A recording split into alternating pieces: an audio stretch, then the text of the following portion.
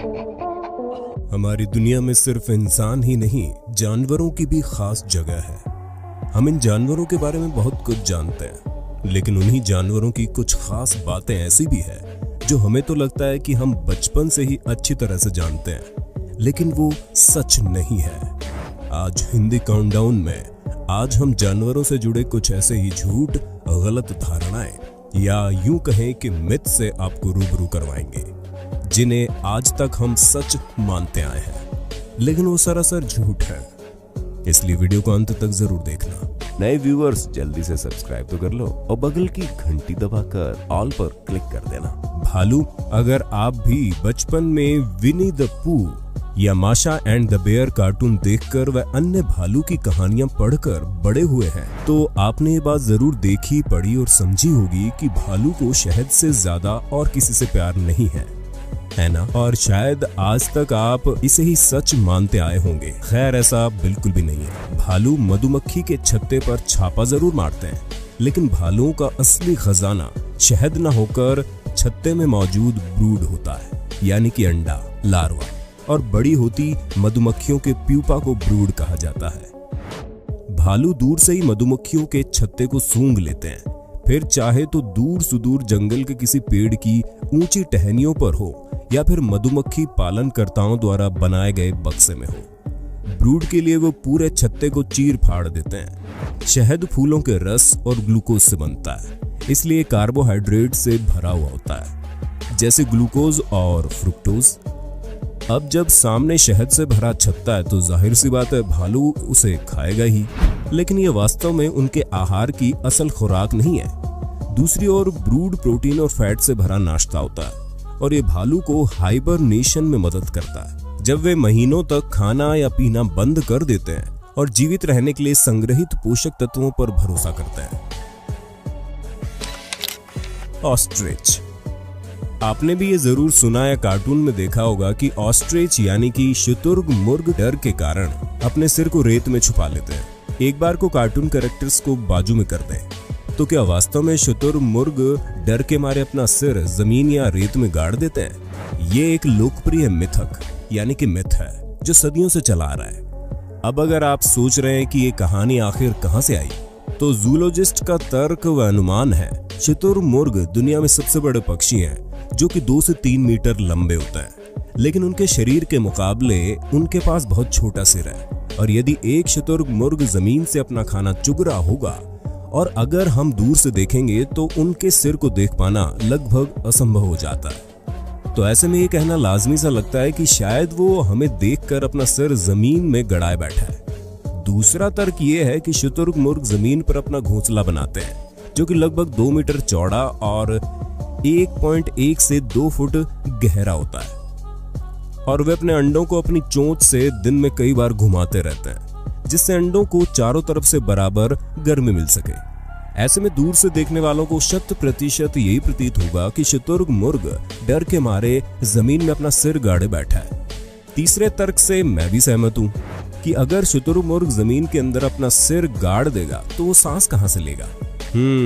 तो कुल मिलाकर शुतुरमुर्ग जमीन या रेत में डर के मारे अपना सिर नहीं छुपाते हैं, बल्कि अपने अंडों की देखभाल करने के लिए दिन में कई बार अपने घोंसलों में सिर गाड़े बैठे होते हैं। इसलिए ये बात ऑस्ट्रिच की शारीरिक डील डॉल के मुताबिक मेल नहीं खाती। जिसके पास इतना विशालकाय शरीर हो, जो 65 किलोमीटर प्रति घंटे तक की रफ्तार से सरपट दौड़ सकता हो, वो भला क्यों डर कर अपना सिर छुपाएगा? इसकी 2 लंबी और जानदार टांगें एक दुलत्ती में इंसानों को चित कर सकती है। इसलिए अब से किसी के चरित्र पर शुतुरमुर्गी होने का ठप्पा लगाने के पूर्व जरा ठीक से सोच विचार कर लेना। पॉर्क्यूपाइन यानी कि साही। साही एक ऐसा जानवर है जो अंटार्कटिका छोड़कर हर एक कॉन्टिनेंट में पाया जाता है। शायद आपको भी किसी ने बताया हुआ कि अगर आप साही को डराएंगे तो वो अपने सुई जैसे नुकीले बालों हवा में बौछार कर आप पर हमला कर देगा, या फिर कार्टून में आपने उन्हें ऐसा करते देखा होगा। लेकिन सुनने में कितना कूल मालूम पड़ता है, असल में ये बिल्कुल भी सच नहीं है। पॉर्क्यूपाइन का कांटा बोलो या क्विल्स बेसिकली उसके मॉडिफाइड बाल होते हैं जो आम बालों की तरह उसके शरीर पर रहते हैं। ये बहुत शार्प और हार्ड होते हैं क्योंकि एक कैरेटिन नामक प्रोटीन से बने होते हैं। जो इनका शरीर बनाता है। इनकी आंखें कमजोर होती है पर सूंघने की शक्ति बेहद कमाल की होती है। जब कभी शाही डर जाता है या उसे खतरा महसूस होता है तो उसके ये सुई जैसे नुकीले बाल ठीक उसी तरह से खड़े हो जाते हैं जैसे हमारे शरीर में रोंगटे खड़े होने पर बाल खड़े हो जाते हैं। टेक्निकली शाही के बालों की जड़ों में मांसपेशियां इसके सीधे खड़े होने का कारण बनती है, और फिर जैसे ही कोई शाही के नजदीक आने की कोशिश करता है ये अपने बड़े क्यूल्स का मुंह उसकी ओर कर देता है, जो शिकारी के शरीर में चुभ जाता है। यानी कि शाही अपने शिकार पर हमला करने के लिए अपने क्यूल्स की दूर से बौछार कर देता है। ये बात सरासर झूठ है। असल में क्यूल्स जब तक किसी चीज के संपर्क में नहीं आएगा तब तक वो पोर्क्यूपाइन की त्वचा से अलग नहीं होगा। स्नेक। सांपों के बारे में लोगों के बीच बहुत से मिथक फैले हुए हैं, जैसे कि उनके पास नागमणि का होना या सपेरे की बीन पर नाचना, अपने साथी की मौत का बदला लेना या फिर दूध पीना। बीन पर नाचने पर कुछ समझदार ये जवाब देते हैं कि सांप के कान नहीं होते। सांप बहरे होते हैं जो केवल बीन की मूवमेंट पर रिएक्ट करते हैं। हाँ, कुछ हद तक ये बात भी सही है, लेकिन ऐसा नहीं है कि सांप के कान नहीं होते। हाँ, उनके सुनने की क्षमता सीमित होती है। कारण ये कि उनके बाहरी कान नहीं होते, ना ही मध्य कान होते हैं। बस एक छोटी सी हड्डी होती है जो उनके जबड़े की हड्डी को भीतरी कान की नली से जोड़ती है। सांप ध्वनि को अपनी त्वचा से ग्रहण करता है और वो जबड़े की हड्डी से होती हुई भीतरी नली तक पहुंचती है। इस तरह वो सुन पाता है। हम 20 से लेकर 20,000 हर्ट्ज तक की ध्वनि सुन सकते हैं, जबकि सांप केवल 200 से लेकर 300 हर्ट्ज की ध्वनि सुन सकते हैं। सपेरा जब बीन बजाता है तो उसे इधर उधर हिलाता है, जिसे देखकर सांप भी अपना फन उठाकर उसी दिशा में लहराता है और लोग समझते हैं कि सांप नाच रहा है।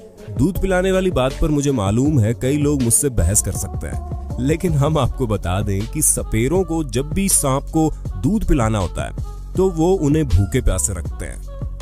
लेकिन दूध पीने के कारण सांपों को निमोनिया हो जाता है और कभी कभी उनकी मौत भी हो जाती है। एक बात और बता दें आपको, अगर आप सोचते हैं कि सांप अंडे देते हैं तो ऐसा नहीं है। दरअसल धरती पर पाए जाने वाले सांपों में से 70% सांप अंडे देते हैं, पर बाकी की 30% प्रजातियां इंसानों की तरह सीधे बच्चे पैदा करते हैं। इसके अलावा अधिकांश लोग, खासकर जो कैंपिंग के शौकीन होते हैं, उनका भी ये मानना है कि अगर सांप को भगाना है तो नमक का इस्तेमाल करना चाहिए। इसलिए जंगल वगैरह में अपने टेंट आदि के बाहर वो गोलाई में नमक डाल देते हैं ताकि सांप अंदर ना आ सके। लेकिन क्या ये काम करता है? इस वीडियो में देखिए कैसे बच्चे को इसकी जानकारी देने के लिए आदमी नमक का घेरा बनाकर उसमें सांप को डाल देता है, लेकिन सांप बिना हिचकिचाहट के नमक के सर्कल को पार कर जाता है। यानी सांप के स्केल्स पर इसका जरा भी प्रभाव नहीं पड़ता। बैट्स। अंग्रेजी में कहावत है as blind as a bat, यानी चमगादड़ की तरह अंधा, और अधिकतर लोग ऐसा ही मानते आए हैं। लेकिन चमगादड़ अंधे नहीं होते, बल्कि उनकी आंखें होती है और वो देख सकते हैं। कुछ चमगादड़ विशेष रूप से बड़ी प्रजाति वाले मेगाबैट जो फल आदि खाते हैं, वो तो इंसानों से भी बेहतर देख सकते हैं। सही मायने में बोलें तो ये भोजन खोजने के लिए अपनी आंखों और नाक पर ज्यादा भरोसा करते हैं। चमगादड़ की प्रजातियां जो कीटों का शिकार करती है, उनकी छोटी आंखें होती है और रात में अपने शिकार और खाने के लिए अपने अतिरिक्त सेंस, जिसे इको लोकेशन कहते हैं, उस पर ज्यादा भरोसा करते हैं। ये मुंह से छोटे छोटे स्क्वीक्स, जिसे हम पक्षियों का चींची करना कहते हैं या फिर क्लिक की आवाज कहते हैं, जो कि आमतौर पर हाई पिच की होती है और हम इंसानों की सुनने की क्षमता से अधिक होती है, जो इको होकर वापस आती है और उनके कानों में मौजूद अत्यधिक संवेदनशील रिसेप्टर कोशिकाएं लौटने वाली उस इको फ्रीक्वेंसी में से किसी भी सूक्ष्म परिवर्तनों का पता लगाती है, जिससे उन्हें अपने स्वादिष्ट भोजन का पता चल जाता है। इसके अलावा लोगों का यह भी मानना है कि चमगादड़ इंसानों के बालों को पसंद करते हैं और हमला करने की कोशिश करते हैं, लेकिन ये बात भी सच नहीं है। चमगादड़ निश्चित रूप से देख सकते हैं और रात के अंधेरे में गलती से आपके बालों से भी टकराने से बचने के लिए इको लोकेशन का इस्तेमाल करते हैं। साइंटिफिक सबूत ये है कि इन चमगादड़ों के पंखों में विशेष खासियत होती है, जो कि रात के समय नेविगेशन के लिए विशेष सोनार से सुसज्जित होती है, जो इनके इको लोकेशन में मदद करते हैं। और वैसे भी उन्हें जीरो इंटरेस्ट है आपसे टकराने और उलझने में, और यदि ऐसा हो भी जाए तो वो आपसे नहीं, आपके आसपास मौजूद किसी कीट मच्छर को पकड़ने की वजह से ही हुआ होगा, आपसे तो बिल्कुल भी नहीं। बर्ड्स। बचपन में आपने जरूर सुना होगा कि नवजात पक्षी को छूने से उसकी माँ अपने बच्चे को अपनाती नहीं है, क्योंकि उसमें इंसानी महक आने लगती है। लेकिन ऐसा बिल्कुल भी नहीं है। वैसे ये शहरी लोक प्रचलित दंत कथा बुरी नहीं है। ये वास्तव में बच्चों की जिज्ञासु स्वभाव को वन्य प्राणियों से दूर रखने के लिए एक अच्छे मकसद वाली कहानी भी हो सकती है, जिन्हें हमें उन बच्चों पर ही छोड़ देना चाहिए। असल में ये कहा जाता है कि एक बार जब इंसानी हाथों द्वारा इन पक्षियों को छू लिया जाता है तो पक्षी की गंध बच्चे के शरीर में मौजूद गंध से खत्म हो जाती है और उनमें से इंसानी महक आने लगती है, और इससे शायद माँ की मातृत्व ममता खत्म हो जाती है, जबकि असल में ऐसा नहीं है। वैसे अगर देखा जाए तो पक्षियों को वास्तव में गंध की गहरी समझ होती नहीं है। इसके अलावा संसार का सबसे बड़ा कुदरती नियम है कि सभी माता पिता हैं जो अपने बच्चों से सदा स्नेह रखते हैं, मतलब वे आम तौर पर अपने बच्चों को कभी नहीं छोड़ते, फिर चाहे उनमें से कितनी भी बुरी गंध क्यों ना आ रही हो। यदि अगर आप जमीन पर किसी शिशु पक्षी को पाते हैं तो वही नो टच वाला नियम ही लागू रखें, क्योंकि हो सकता है उनके माता पिता पास में ही हो और आपके जाने की प्रतीक्षा कर रहे हो। आज के लिए इतना ही। उम्मीद करते हैं आज के इस वीडियो में आप लोगों को सही जानकारी देने में हम सक्षम रहे होंगे और जानवरों को लेकर बहुत सी गलतफहमी को दूर करने में कामयाब भी रहे होंगे। साथ ही आपको नया कुछ सीखने को भी मिला होगा। तो लाइक कमेंट कर देना। अगर आप भी लोगों में प्रचलित जानवरों से जुड़ा कोई मिथक जानते हैं तो कमेंट कर दीजिए, और जो इसका पार्ट 2 देखना चाहते हैं वो भी कमेंट कर दीजिए। हम आप सभी से अनुग्रह करते हैं कि लॉकडाउन के आदेशों का पालन करें, घर पर रहें, स्वस्थ रहें, सुरक्षित रहें।